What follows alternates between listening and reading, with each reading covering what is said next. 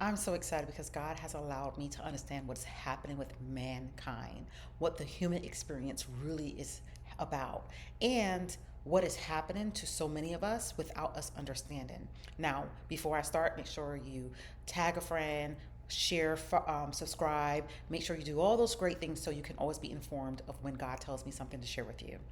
I need you to be with me in this moment because I'm so excited, but at the same time, it's more like, oh my gosh, it's been right under our nose the entire time.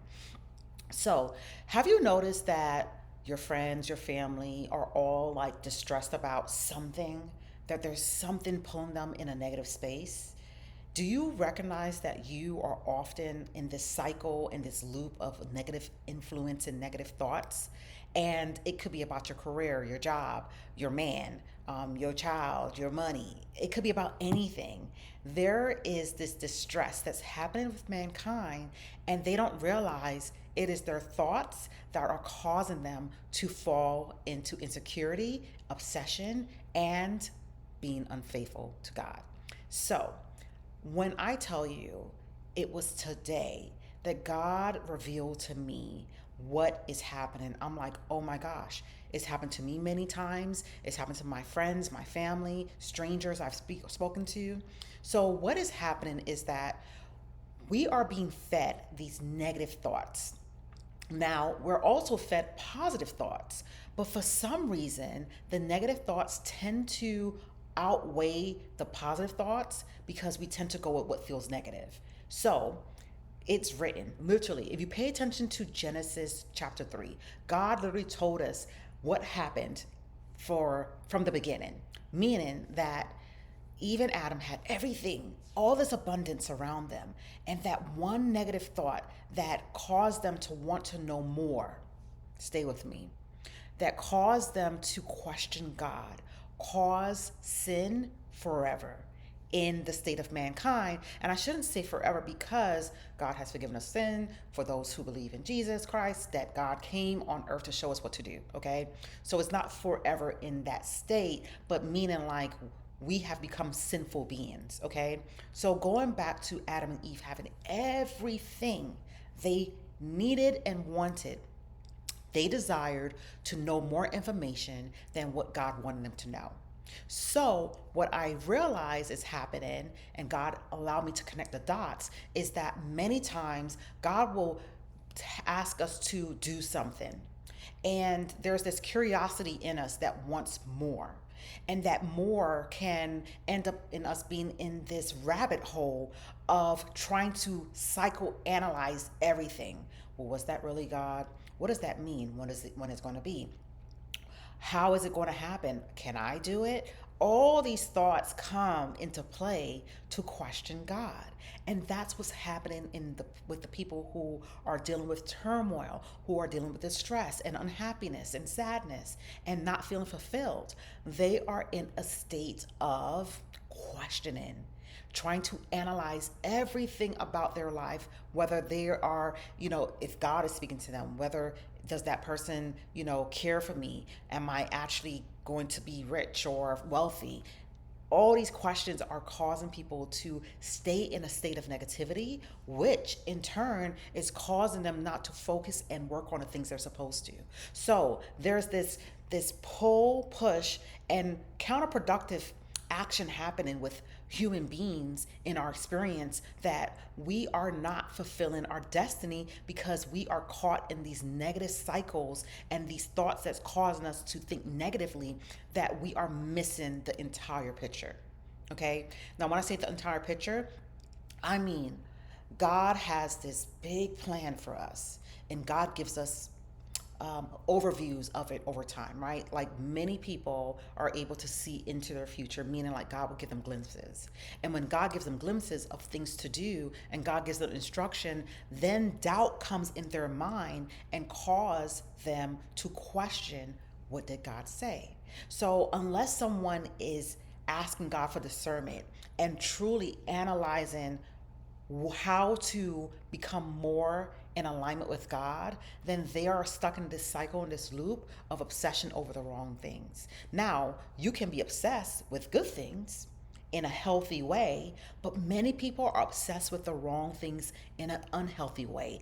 Therefore, they are exhibiting toxic behaviors and toxic habits. So then it's also now impacting and influencing the people in their social circle, to now people are having to deal with the aftermath of their questioning, of their unbelief, of their unfaithfulness in what God said, in the doubt, in the insecurities, and the fears. It is not impacting that person, but is also impacted and influencing those connected to them.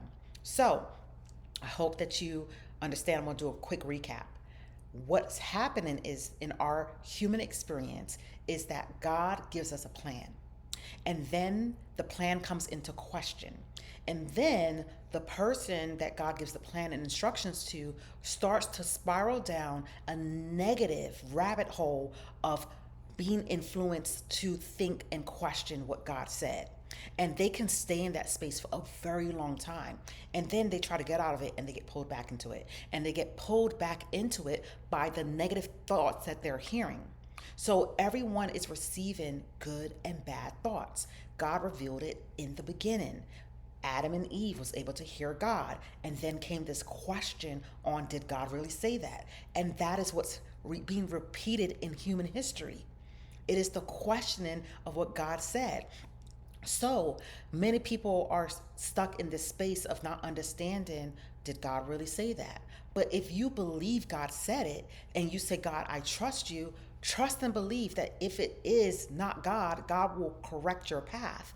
And if it is God, God will guide you down the right path. Either way, you're going to be guided to the right path. That's what I need you to understand.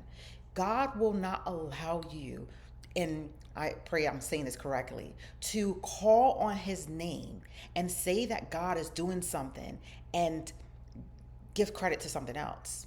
God will ensure, when you believe that God is doing for you, ensure that you are on the correct path.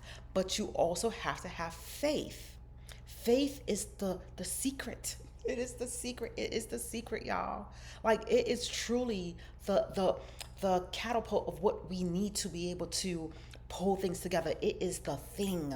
Faith. Faith in what God said. And anytime anyone, no matter where they are in their spiritual journey, doubt what God says, they're going to deal with the repercussions. That is what the human experience is. So, and there's more to the human experience, right? But that is like the nutshell of what's happening. So, if you are in turmoil over your finances and God told you that, hey, you're going to build generational wealth for your family, and you are the person to break generational curse, and you start to doubt God because your bank account don't look like what God is saying, and now you're not moving in the way God told you to move, then therefore you are doubting God, and therefore you're stuck in this negative cycle of doubt and insecurity and fear, and it is causing you to delay what God has for you. That's bingo. That's what's happening. And I'm not laughing because I think it's funny.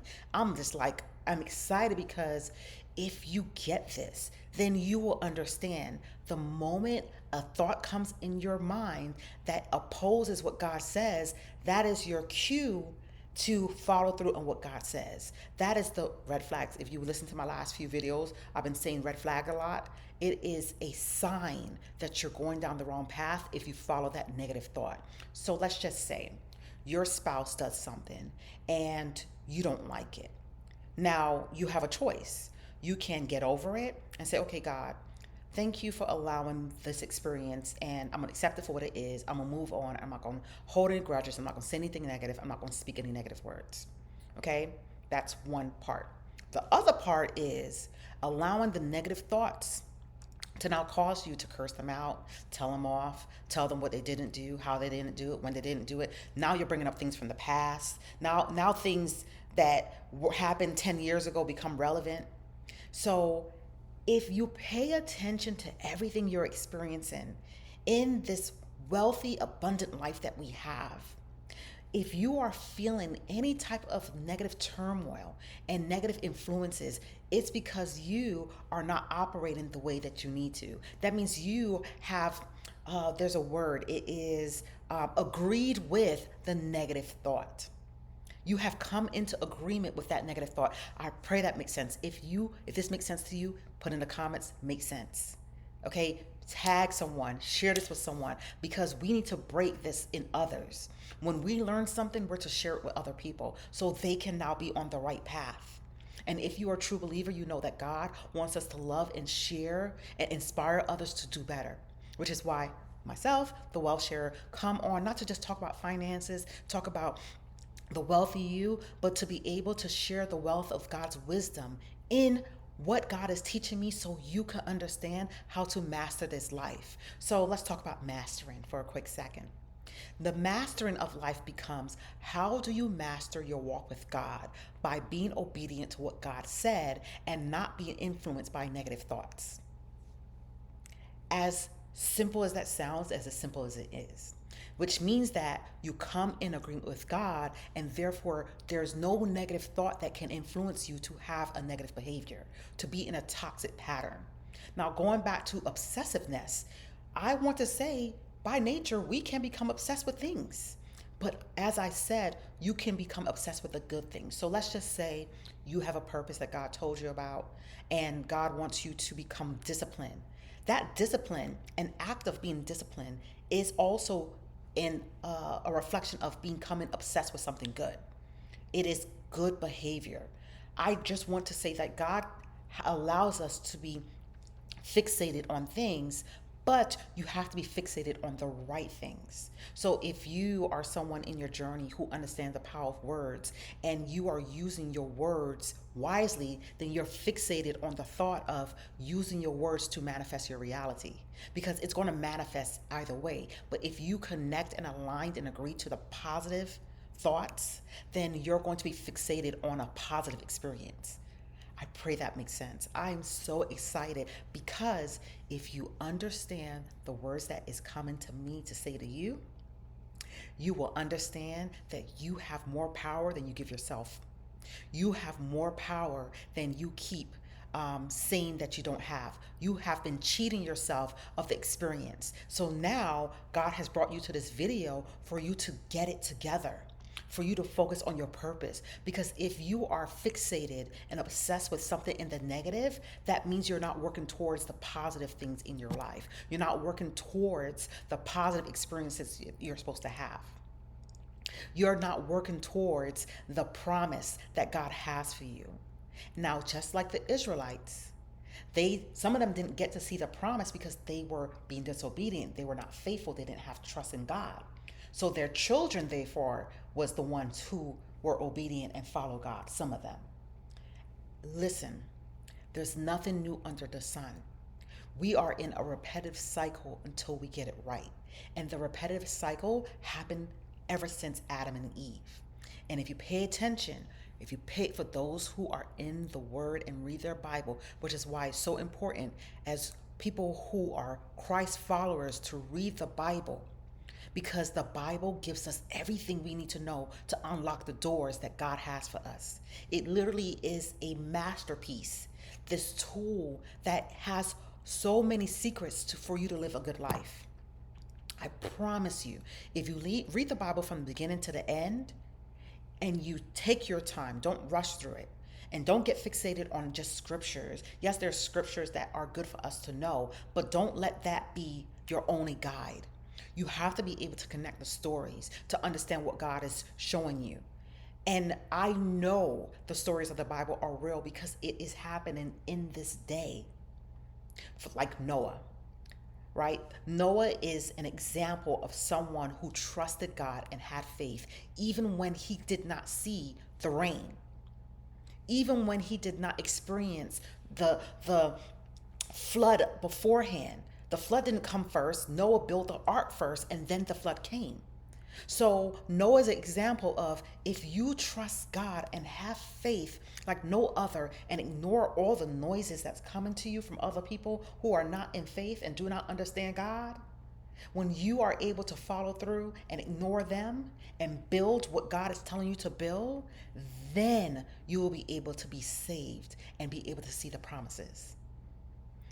I it's that easy. Like, it's so exciting because God has literally given us a formula that's easy, which means follow through, have faith, ignore the noise. Follow through, have faith, do not go under negative influences. Speak positive in your life. Affirm positive words so you can enjoy the sowing of the things that you're doing and reap the benefits. It is written.